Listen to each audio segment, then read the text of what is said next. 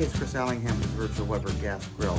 Today I want to talk about the way that I use non-stick cooking spray for my high temperature grilling and also for how I use it when barbecuing in my Weber Smoky Mountain cooker.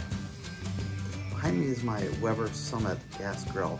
I've had it for 20 years. It's a great grill and it has these wonderful stainless steel cooking grates on it.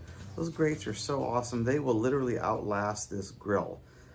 They'll be the last thing left standing once everything else is rusted away.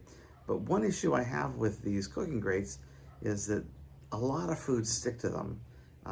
Hamburgers stick to them, chicken sticks to them, pork tenderloin, skirt steak, any kind of meat that, salmon, any kind of meat that is lean, any kind of meat that has a loose texture like a burger, or stringy things like skirt steak tend to stick to it.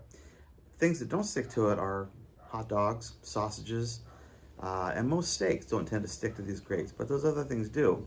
So I've gotten into the habit of using non-stick cooking spray to make sure that my food doesn't stick to the grates. Now, you may know that there's lots of things that people try to use to make their grates non-stick or to make the food not stick. The people that I admire at America's Test Kitchen and Cook's Country on PBS, they have a routine they do where they take a paper towel and a pair of tongs and some oil, and they wipe down the hot cooking grate 1, 2, 3, 4, 5, up to 10 times before they cook on it. And that is so much work, and I've really found it to not be very effective. So I have found that using non-stick cooking spray is my best choice for keeping my meat from sticking to my stainless steel cooking grates. Now, I don't apply this directly to the grate, I apply it to the food.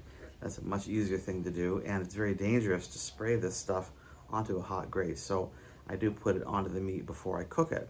So here's an example where I'm spraying both sides of some steak. Now, I mentioned steaks don't stick too much, but I've gotten into the habit of doing this just in case. And you can spray both sides of the meat and then take it out, put it onto your hot grill, and you can flip the meat back and forth with very little concern about sticking.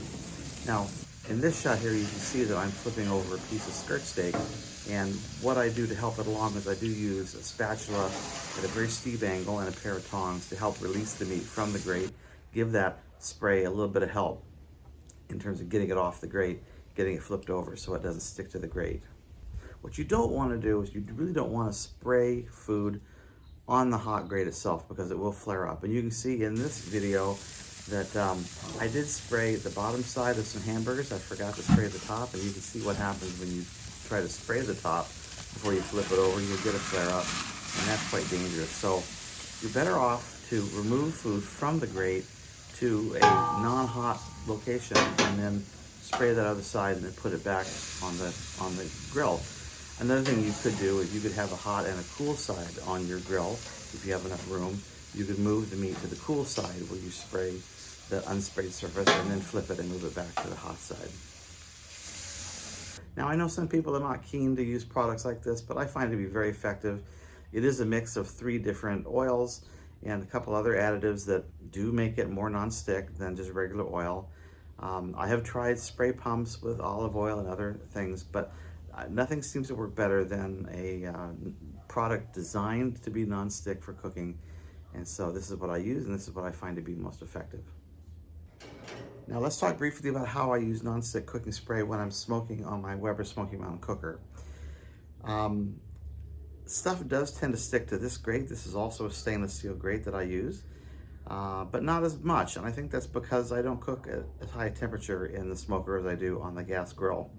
But I have found that chicken can stick to this grate, pork butt can stick to this grate, and even when I cook a brisket fat side down, I can get some sticking of the fat on this grate.